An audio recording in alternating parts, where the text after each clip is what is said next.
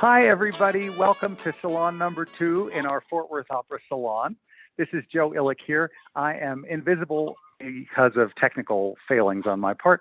So I'm going to be here on the phone with 3 wonderful guests who will be visible.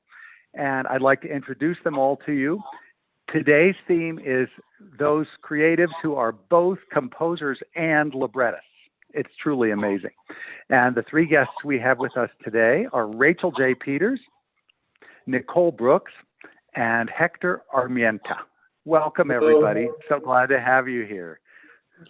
Thanks for asking us, Joe. I think that one of the things that seems like magic to the public at large is how a work gets created.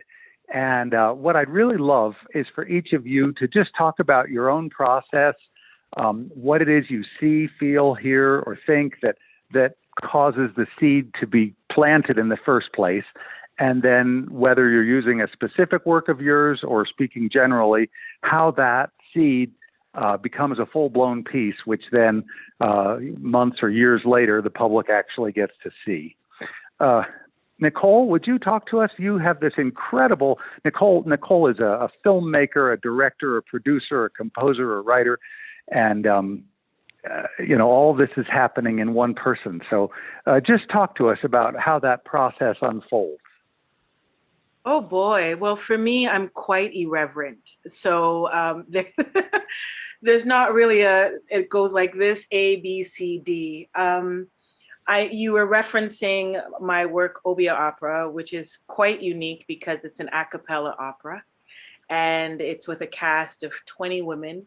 So for me, I guess the beginnings was, I knew that this particular piece was going to be of multiple genres, very eclectic. And so I sort of assigned either the mood of the piece or what have you to either the scene or to the character, and what they were saying at the time. So as I was writing the book and the lyrics, and sometimes the music would come first. That's why I said I was very irreverent. It depended on what the scene called for. So there was some stuff that I crafted that I knew exactly what it was going to be. There was others that I had to muse upon and really have the character speak to me. And so Nicole, forgive me for interrupting. Nobody listening knows about this yet. Tell about what the story is and what the very first thing is that made you think about the story at all. Okay. Well, the latest piece that I created is entitled Opera Opera, and it is the story of the Salem witch trials, but told through the eyes of Tituba, the Black slave who was first accused, and the catalyst of the witch trials.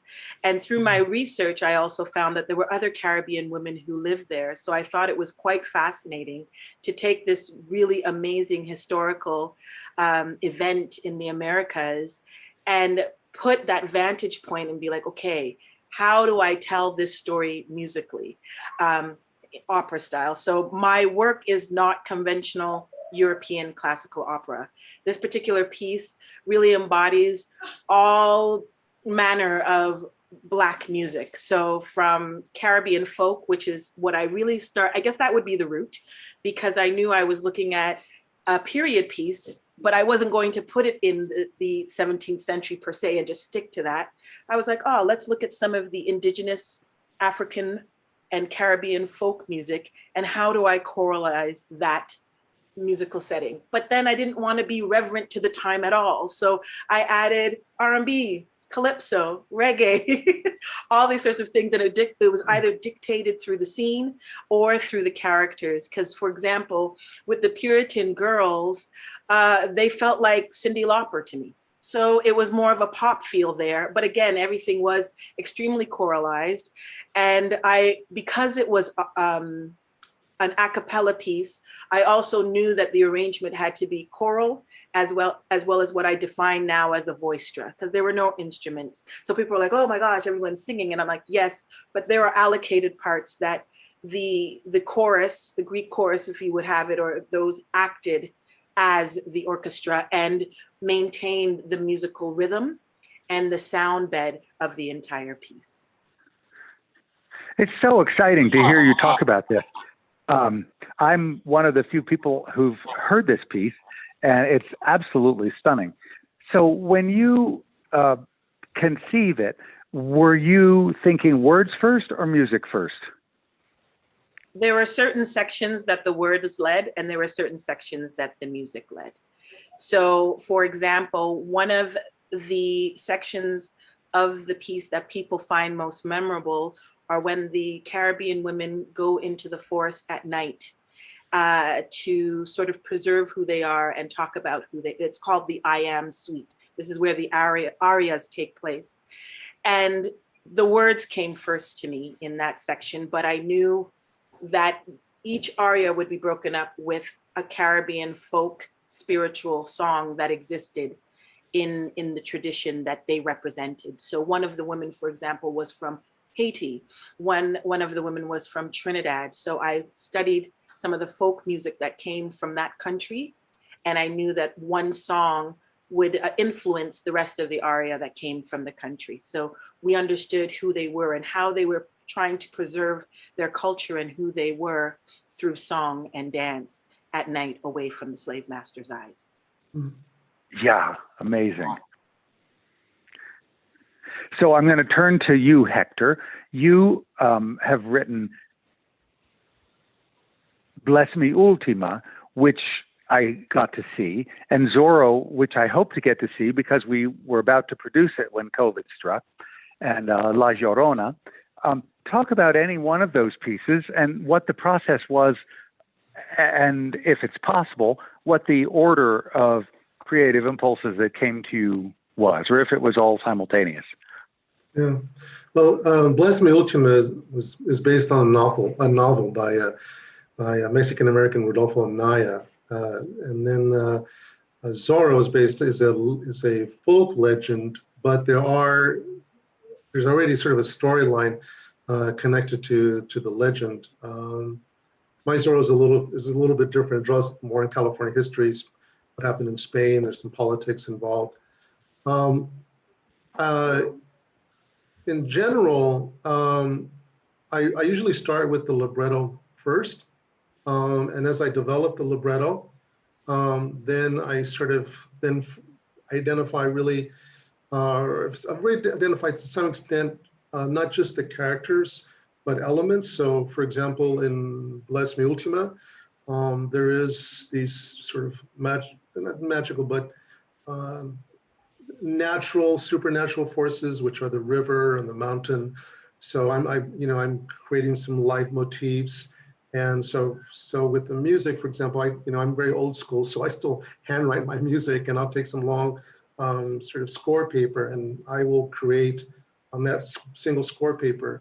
I'll create the leitmotif and then variations of it, as well as sort of sketch out how these different leitmotifs will connect to each other, both harmonically and all of that. But I generally work with the libretto. I do the libretto first. My thinking, and this is not always the case, is that there's some great music, in some operas, and we remember some of the arias.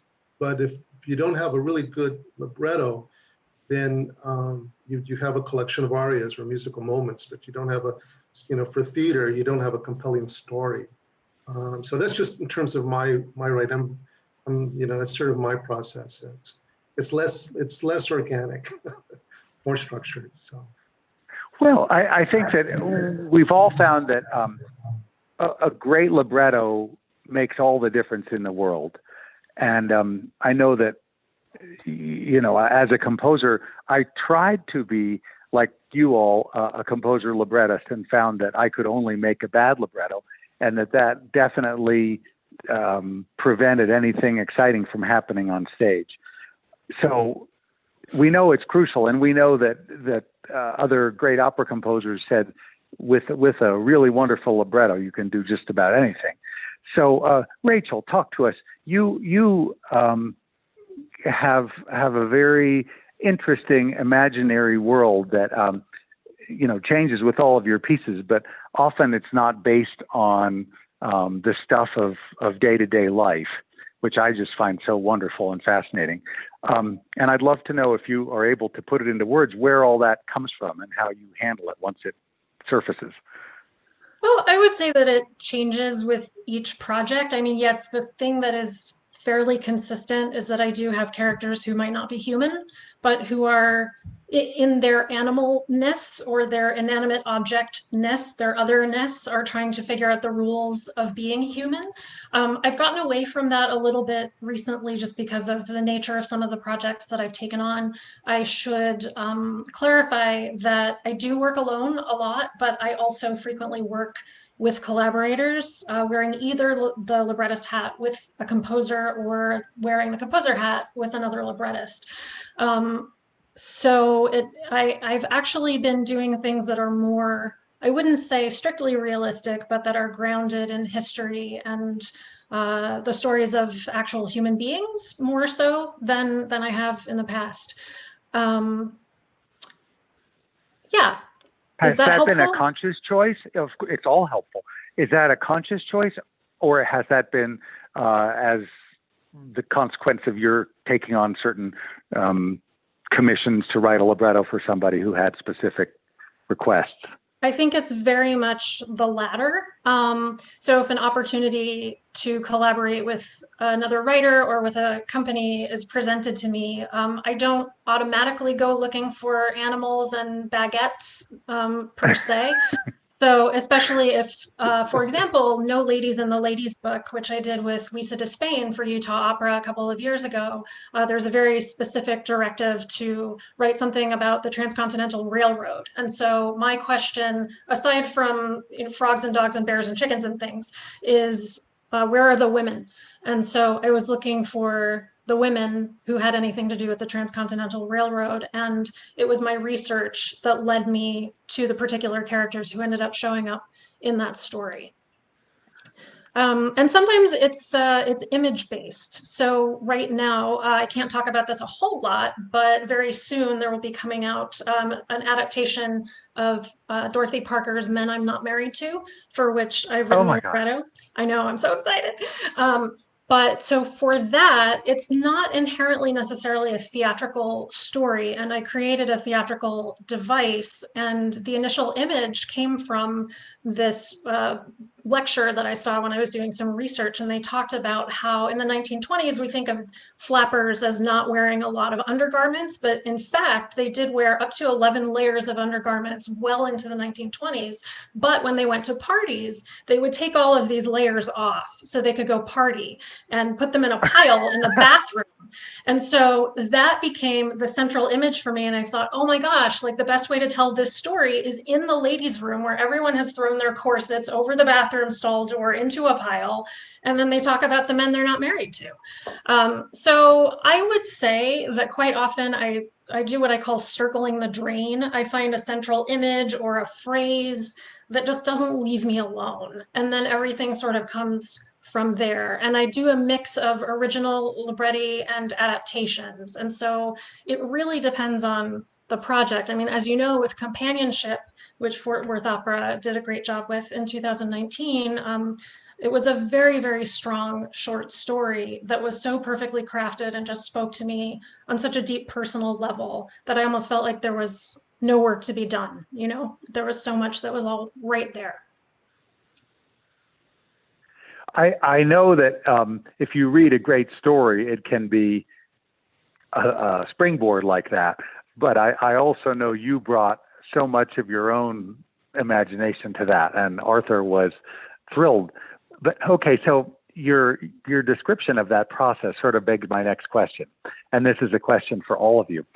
Are there themes that you're eager to explore already, and then you come across a story or something that already speaks to that theme? Or is it sometimes possible that the story takes you by surprise and you didn't realize that it was something that really meant something to you? I'm going to swing back to you, Nicole. I'm sort of musing on what both Rachel and Hector just talked about, because had you been thinking about the Salem witch trials since you were a kid, or did that present itself to you and then suddenly get a whole chain of imaginative events going? You won't believe how it came to me, but I'm more open I now will, to share I'd love to know. But how that came to be is I remember being on a film set, and at the time I was exploring and learning more about African indigenous spiritual practices. So I had like a little altar in my hotel room when I was traveling with a film company on a show that I was on, and a colleague had come in to speak to me about some stuff. And then when he saw the stuff on my desk, he called me a witch. And then there was this huge thing that happened on set. He meant it in a nice way, right? He was just saying, he was very horrified. He was very scared. Okay. He ran out, and it became rumored on the set that I was a practicing witch, but in a bad way. But it was so fascinating to me, and this is a true story. It was fascinating to me to be labeled as a witch and to see the reactions that came forth from the crew that I was with at the time. We were on the road taping a series at the time. And I took that and I said, I want to look into it some more. So I know mine is very interesting in that way. And well, it is very interesting. Yeah, and then what started popping up. So I believe that Tituba was sort of calling me in a way, because her name just started popping up all over the place. And I said, oh, this is interesting. Because it's not to say that I was familiar with Arthur Miller's Crucible. I knew of it, but I didn't particularly study that in English for whatever reason, or in theater. But the name was there, and I was like, oh, this is very interesting. But the reason why I entitled the work Obia Opera was because in the Puritan research that I found, they referenced the word Obia. And I knew that that word wasn't American or English. That is a bona fide Caribbean term, which loosely means witchcraft. So that told me that there was more than Tituba in the town, who was Black and of Caribbean descent. And that's what made my digging go further. And I was thinking about what Hector said, and I completely agree with him in regards to structure. And I guess and then I thought about what Rachel said in way of adaptation.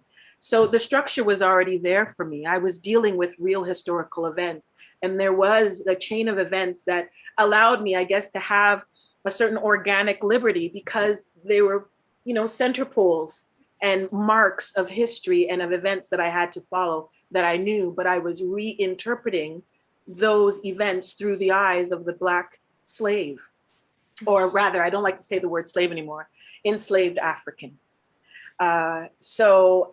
It's quite interesting listening to my colleagues here and sort of fitting myself in, going, oh, no, I hear what you're saying there, and I love what Rachel said about looking at certain themes or even the situation of the women in the change room or wherever, taking off their corsets and stuff. And I'm like, I agree with you on that.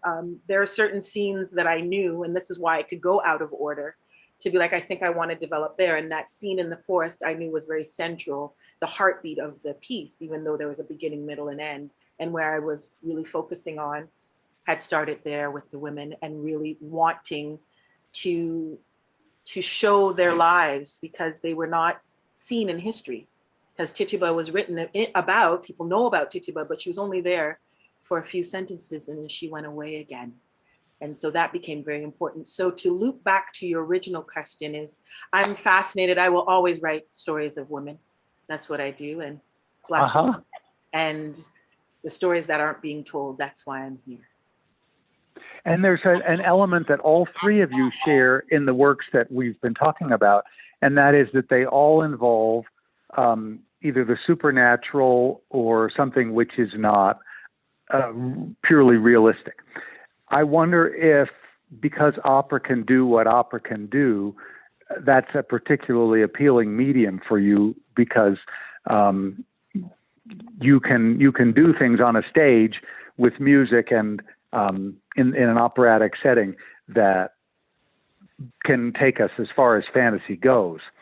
Is that a conscious choice for any of you? I don't know that I always seek out those kinds of stories and theatrical experiences, but I will say that it's kind of my jam and my wheelhouse. So I do frequently find myself landing there. Fort Worth Opera also presented Steve, which is a short operatic adaptation of a story or a play by Liz Bartucci, and it's about a dog, among other things. And when I had that commission the year before, I had a ton of short plays that I could choose to adapt about all kinds of different things. And of course, the one that I chose was the one about the animal, because that's just kind of what my brain does. So it's definitely like, whether or not I mean to, it's something that comes up over and over again. Well, for you, and forgive me for like saying the way you think, because I really don't pretend to know the way you think. But you can say crazy, Joe. It's okay. No, I wouldn't say that. I mean, once you got your human papers, no. The thing that the thing that I see over and over is that whether it's a loaf of bread or chicken pox, they're always anthropomorphic, right? You're able to say things about what it's like to be human through being something that's not human, which I find very wonderful. And opera certainly allows that. Maybe any medium could allow that, but opera seems to be made for fantasy of that kind. Well, it's also a way. I'm sorry. No, I was just thinking that all three of you took subjects that involve elements of supernatural and weave them seamlessly into settings that seem like they're normal until they aren't. Well, I think it's part of my culture, mi cultura. It's, we sort of explore those things that exist, that we know exist, that live with us, but we can't see them. We feel their presence, and it's like La Llorona. La Llorona is this, the weeping woman, this famous Mexican folktale. It's in the Southwest and South America, sort of all over. Without going into, my version of La Llorona, which I incorporate some Maya mythology, was, I'm fascinated about, the things that exist with us and to some extent move us from one place to another, the question of destiny or fate. And I know when you asked about, when you work on a piece, there are other things that sort of, surface. And I know when I was working on Bless Me Ultima, I'm Chicano. I'm from California, and Latinos are very different in Chicano than they are in Texas or Tejanos. And when I went to New Mexico, I mean, that's just a whole different space. And I remember Mr. Anai's family took me out to where he was born and took me to this house where he grew up, and the trees were blowing, and it was an old cemetery from people born in the early 19th century. And there was a force there that, I sort of learned about, and that, so it just seems like I'm always on this trajectory of, of being No, I totally get it. When you think about it, Verdi operas sometimes contain elements of the supernatural, and almost all Wagner operas contain elements of the supernatural. And they didn't shy away from it in the words, but they certainly were able to underline it in the music. And you do that too. You use the music to say, hey, folks, we're in a totally different world. Do you want to come with me here? And I think in the context of sitting in a theater, people are willing to take that journey that maybe in a conversation with a friend, they're not. Yeah. Theater allows things. If I could add to that a little bit is, when you're reading a book, when in theater is the visual element, right, which is very literal. And when you're reading a novel or a book, and you're reading these words in your mind, you're picturing things in places that you can't put into film really. And when in opera, the power of is when you have there's the text, but then the orchestra speaks, and there are no words, and then that orchestra takes you to another place, visually and emotionally and spiritually. So that's the magic. That's one of the powers of opera. That storytelling element that's in the music that has no words. Right. Yeah. And yet everybody picks it up on some level. Yeah. and journeys to different worlds. Listen to the same piece.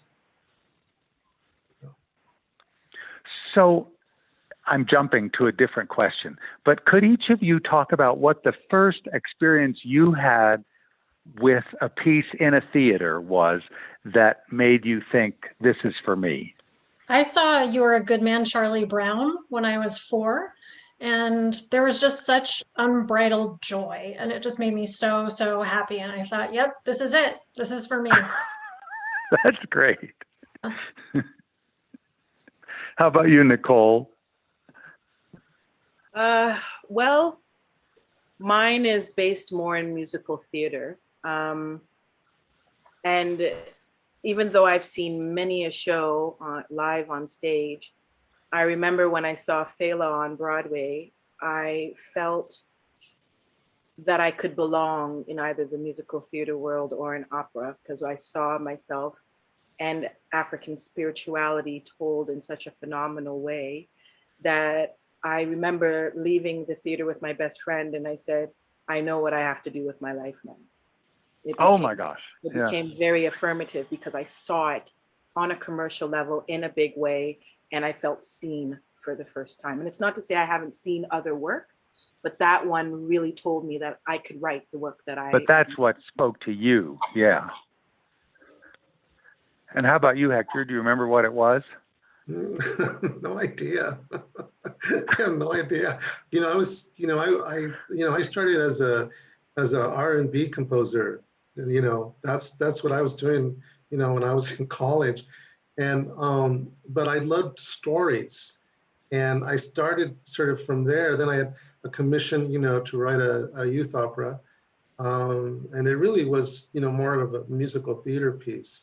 But you know, it's just, no, I don't remember one single piece that I saw that said, I want to be an opera composer. But, so. I guess being a theater composer, generally, you have, all of you, have a belief that whatever you write is going to hit home with the people who are sitting out there in the audience. Do you feel like you're going to write your piece and let it go where it will, or do you sometimes think this is the message I want to get across? Well, I have an interesting story.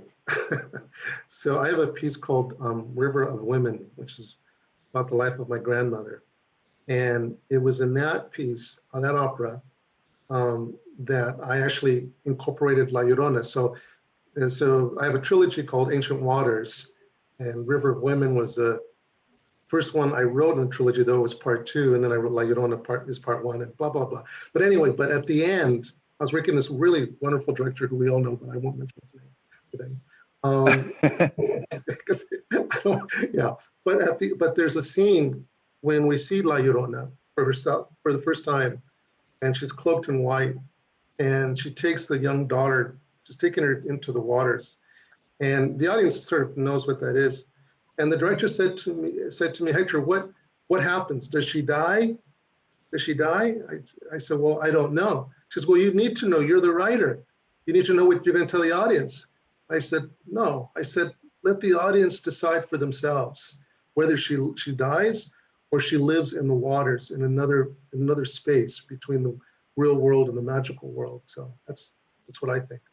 Not always deciding. Yeah, don't you think sometimes when pieces have ambiguous endings that it's even stronger for an audience because they don't necessarily have to come to the same conclusion as each other to get the most out of the piece? Yeah, I think so. I think it depends on what the piece is and what the sort of logic of it is. Not all narratives are linear, and not all operas are narrative at all.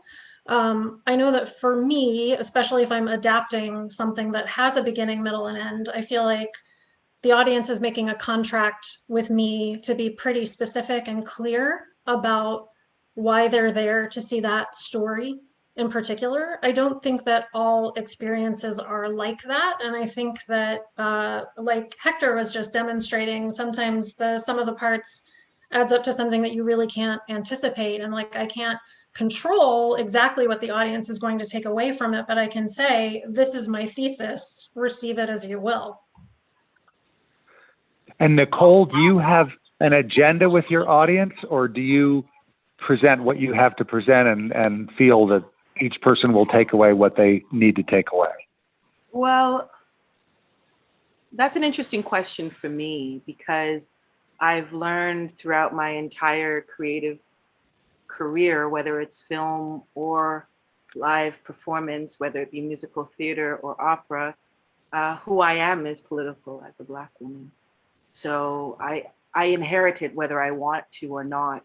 And because I'm very specific in telling stories that have not been told, already I'm in a category.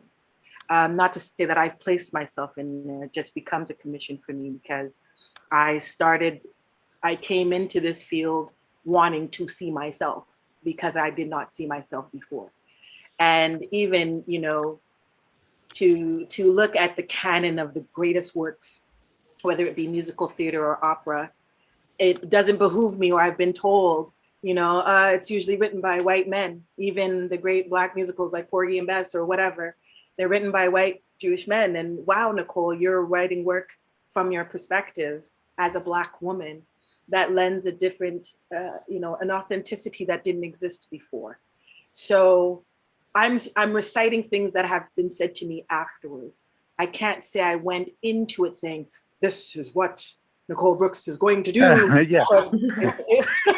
It wasn't that at all. But now, as I continue into my career, I understand the responsibility a lot more and know that my presence in itself is very purposeful. But I do know I'm here to tell women's stories. I do know I'm here to preserve history and to retell it in such a way. I do know I'm here to, as you said, with whatever spirituality or supernatural or folklore, especially that opera allows, because you're absolutely correct about that. I am here to do that, and I'm here to bring a different voice. And I'm okay with that now, for sure. Well, it's thank God that we now live in a time where not just white men have the opportunity to make their stories heard.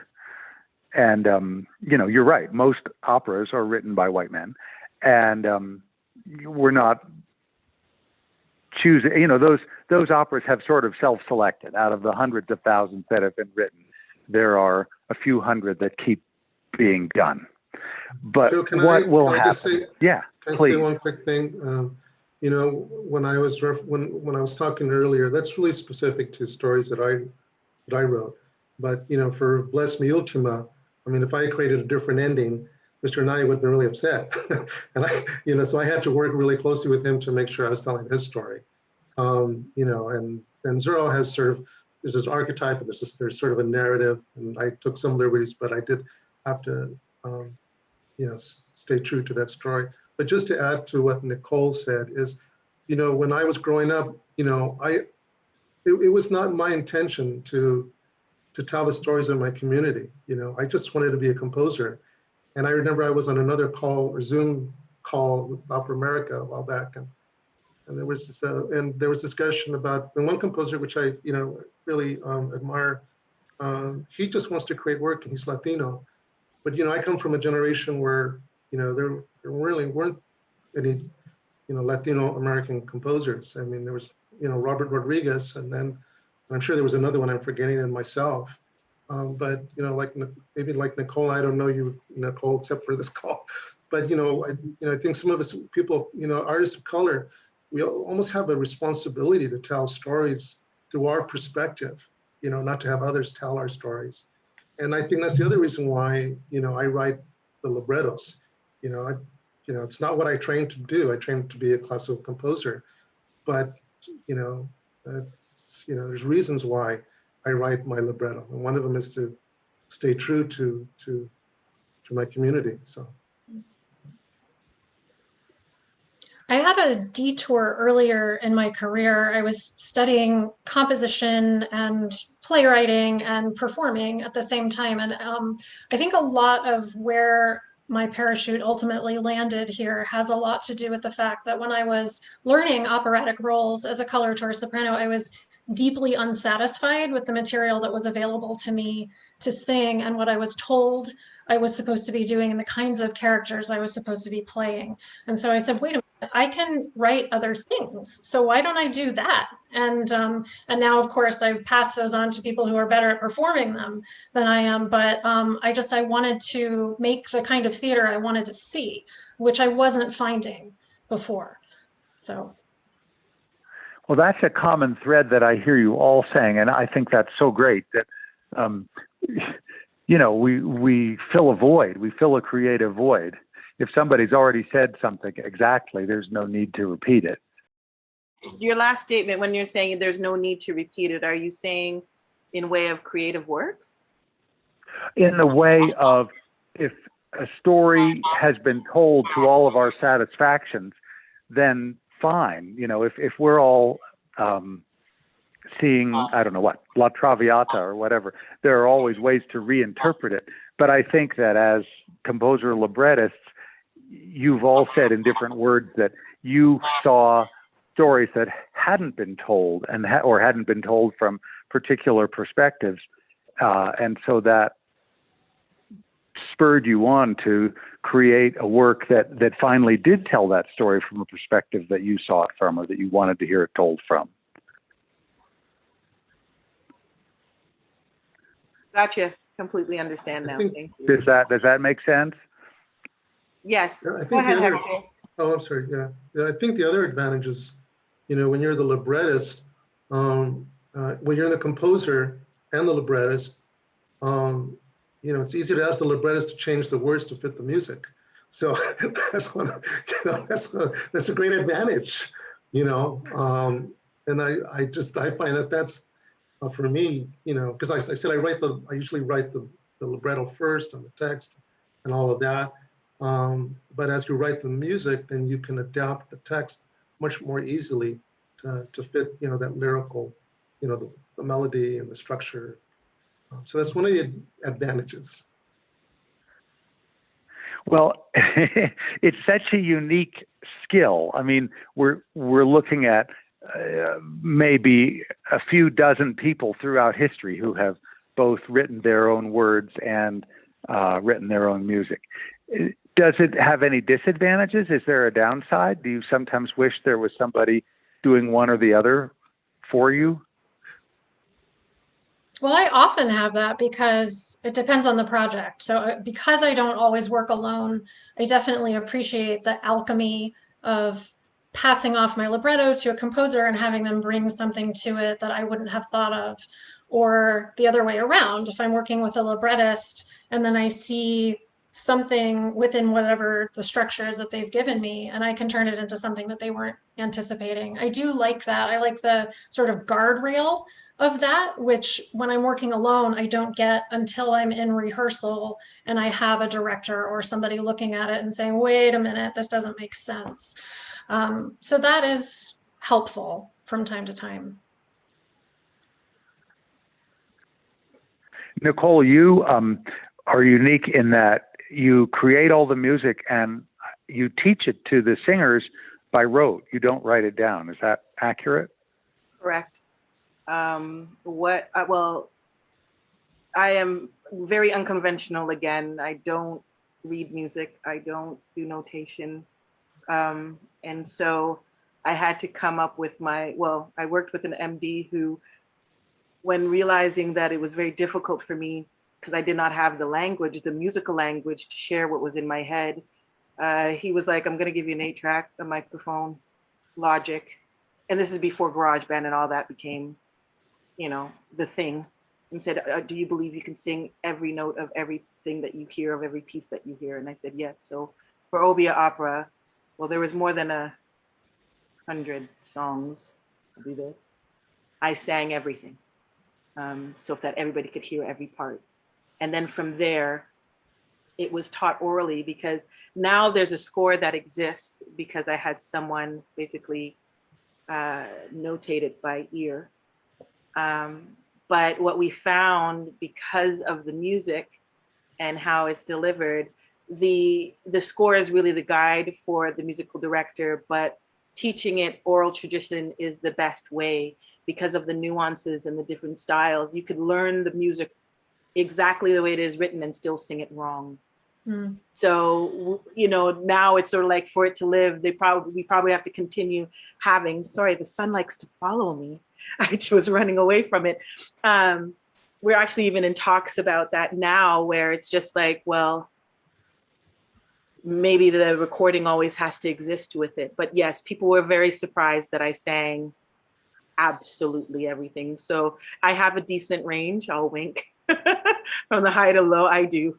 And I have the ability, like I'm a singer as well. So you haven't had the privilege yet, Joe, because I didn't send you all my guide tracks, but the guide tracks are the Bible musically. And so it's interesting for me, no one could hear what I could hear. And I was like, I don't want to liken myself to Beethoven or Mozart, but I'm really hearing absolutely everything. And I couldn't have, at least for this piece, have anybody else interpret it or add. And it ended up being extremely unique in that way. Well, but that's so great. In our current era, that's a possibility, because instead of something being committed to a written score, which is obviously subject to hundreds of different interpretations, if there are recorded tracks and that's the taking off point for a production, then anybody anywhere in the world can have access to that, you know, by PDF or whatever. Yeah, I think as well, because of, especially with the Caribbean African music that was there and is very polyrhythmic, for example, or what have you, or different accents on different meters, or different, you know, the one's being in the pocket, but one's on the offbeat or what have you. It was interesting with the notator, because she'd just be like, I don't understand. And I'm like, okay, you have to listen. Or even I remember I just did a master course with writers across Canada that do musical theater and opera. And again, I had to be like, this is how I create music. So I'm going to sing everything, or I'll record now through GarageBand. And I remember they spent 20 minutes on, you know, how, you know, polyrhythmic, or how I'm not on said beat, and how I bend notes. And I was like, this sort of is inherent to especially African musicality.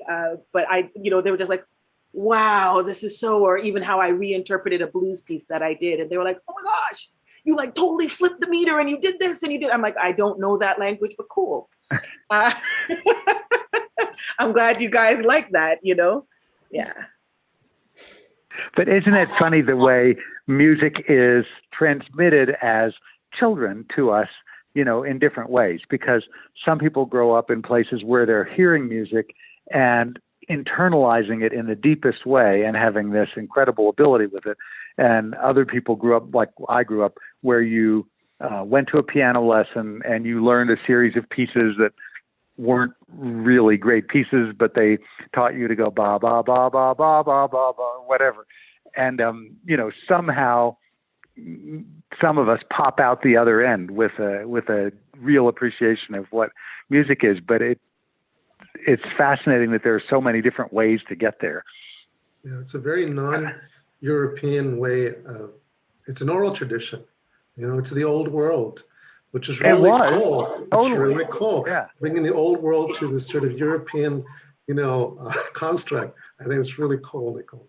Yeah. You know what? You've just said it, and I've been having a lot of discussions with colleagues about it and decolonizing the way we make music. Because I've felt really a fish out of water, because again, as I said, I didn't have the vocabulary, the education. And I had some like really senior African djembe drummers or what have you. And they're like, you're doing it the African way. It starts with the voice. Even how we teach it, everything you do, it's very African. You just, you had it in your DNA, but you did not know that's what and in the old traditions, in the old way, it's the student, you know, the master mentor gives it to the student, and the student becomes the master, then they give it to the next generation and the next generation. So that's just it's very cool. I like that. Thank you for that. I appreciate that validation. It's wonderful. I had a conducting teacher once named Leon Kirchner, who was a terrific conductor, but didn't have a big international career. And he said one time his son was in high school and brought home another high school friend, and the other high school friend sat down and just started playing songs. And Leon said, that's good stuff. do you write any of it down? And the kid said, no, I don't know how to write any of it down. And it turned out it was Paul Simon. And he'd never been taught in that European way at all. He just played by ear, you know, followed his intuition and came up with great songs. But I don't think there's any better or right path to creating music. Yeah, just no, like, but there is a, oh, sorry, Hector, go ahead. I mean, I went to school from undergrad called Cal Arts, and we were learning gamelan music, and you know, when we were learning, we weren't given notes, we were learning patterns, and we had and from a master teacher, and you had to learn the patterns, and it was all oral, you know, for one, yeah. So it was all oral. I think there's an advantage to both, because having it written means that it lives longer. Or stays, and that's what I realized, that's what the tool is. Because a lot of times if it dies with a generation, then it's gone. So I have an appreciation. But not if you make tape, not if you make recordings. Well, see, this is it. So this is our era now. It's our era, yeah. Yes. So what do you all think about our era now? I mean, there's so many things that are open to us, both in terms of the social things that we can change and feelings that we can express and how we do it, not just how we notate it, but everything. Are there things that you feel particularly fortunate to be able to do now that we couldn't have done even 50 years ago? I feel fortunate that I can do anything at all, which I didn't feel was true even maybe like 10 years ago, even though I had completed, you know, a lot of the requisite training that those of us who do this sort of stuff do. I feel like it's a bigger tent now, and it needs to be a much bigger tent. But that little by little, a lot of the old biases about how things are supposed to be done are going away there, and we need to move much farther in that direction. And I like too that, I mean, I don't love the pandemic or, you know, any of the horrible things that have happened recently, but that people are starting to think differently about how opera can be made, and that grand opera is not the only valid kind of opera, that there's room for all kinds of different stories to be told in different ways. Yeah, that's so true and so wonderful. I want to second everything that Rachel said. What's different about our era or our time is I'm here. I'm allowed to tell the stories, and I'm not blocked out. Because I believe that at the beginning, I guess why I reference musical theater a lot is that opera didn't welcome me. It was a flat out no. It sounds too gospel. It's not European. Like, it was no. And so I went over to the musical theater side, basically petitioning development and saying, well, you know, Les Miserables and Evita are, in theory, operas. And they were like, you're right. It's not looked upon that way, but you're right. It's fully sung. So I said, can you welcome me in? But now, about a decade later, opera is taking a look at me. So I'm grateful for that, and appreciating the different ways that I tell the stories. And as a woman, all of that, it's like we're in a really interesting and hopefully liberating time in appreciating how different people tell different stories, and taking it and spinning it on its head, so to speak. Yeah, I think it's the technology that's been happening in the last 10, 20 years is making it easier for artists to create and then share content, whether it be live or virtual. So, you know, for example, you know, with my new project, Mi Camino, which is about the story of farm workers, and when the whole COVID-19 happened, you know, we were going to do, so I have, you know, as you know, Joe, I have an opera company, and we were going to present something, and we were going to present actually Robert Rodriguez's Frida. And well, anyway, okay, I'm going off tangent here, but I think it's now accessible. There's sort of the democratization of making our work more accessible to a larger audience outside of a physical space. So, for example, with Mi Camino, the singers are going to be in a virtual world, and there'll be avatars and there'll be virtual space. And I'm excited about that, So we have live theater plus this. So artists who have been somewhat marginalized can find ways of sharing that experience, have a singer in front of a green screen, create this other world, and share it with the world. I think it's really exciting. So. I have a feeling that we are reaching the end of our time, but does anybody have anything that they want to just throw in that we didn't get to talk about? I have one thing, because I had an epiphany this morning when I was thinking about this. If you listen to a lot of chatter online among composers, quite frequently they say that composers of opera should not write their own libretto, and they get very upset about this. But nobody ever says librettists shouldn't write their own music, and I think that's a curious thing. And I think the bias comes from a misunderstanding that we assume as composer-librettists who have both of these skill sets that we can and should do everything all the time, that like we should tell all of those stories and that we are equipped to do everything perfectly. And I can only speak for myself, but I know that that's not true of me. I know that there are, I have my lane, and sometimes I go out of my lane, and sometimes that's great, and sometimes it's a total disaster. And so I think it's just about coming from a place of curiosity and humility and, and a very specific point of view. But it's something that I do feel like I'm kind of pushing back against a lot. I don't know if you both have ever experienced that. I was at an Opera America conference, and it was my first time meeting Mark Campbell, and introduced myself, and we talked a little bit. And I think he asked me, well, who writes your libretto? And I said, well, I do, Mark. And he goes, oh. I'm going to talk to him about that. He said something else. I don't remember what he said. But, I'm a composer first who writes my libretto. But, I don't see myself as an accomplished librettist like Mark. Some other great librettist. So I know my strength. So. I find this question very curious.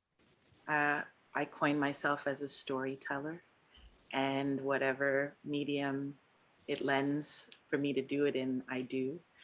I think I'm now unapologetic. I don't say I'm a jack of all trades. I say I'm a master of many, and that a lot of the ancestors that I look, they were multifaceted.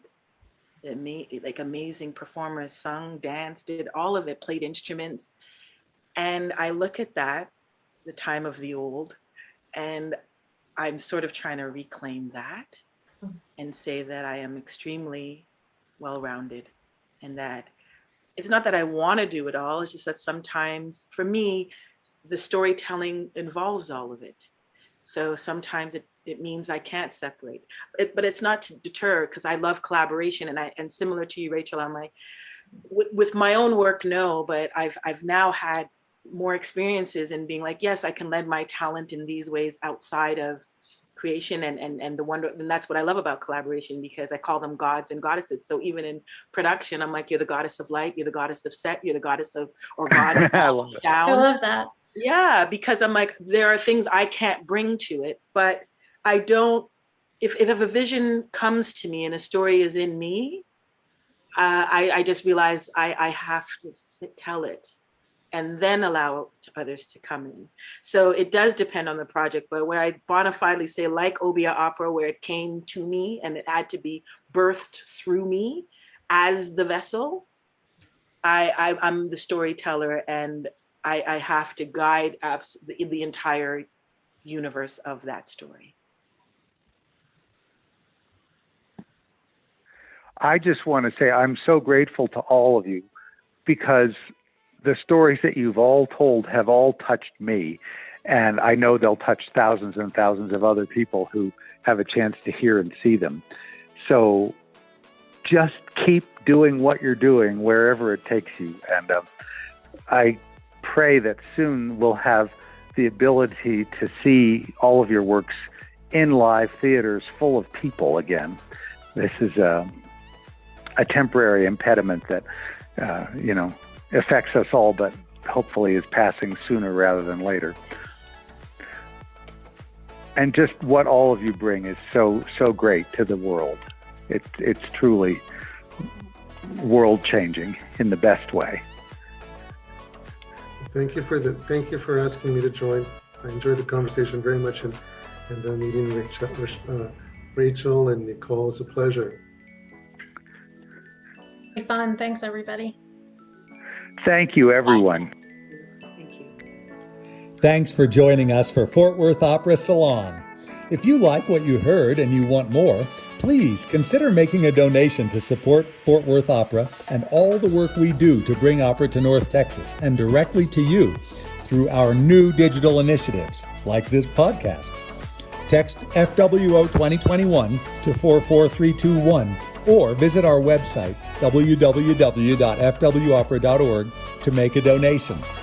If you'd like to send us a message with topics you'd like to hear more about or questions for our guests, please email salon@fwopera.org and be sure to follow us on social media at Fort Worth Opera to find out about the next episode of Fort Worth Opera Salon.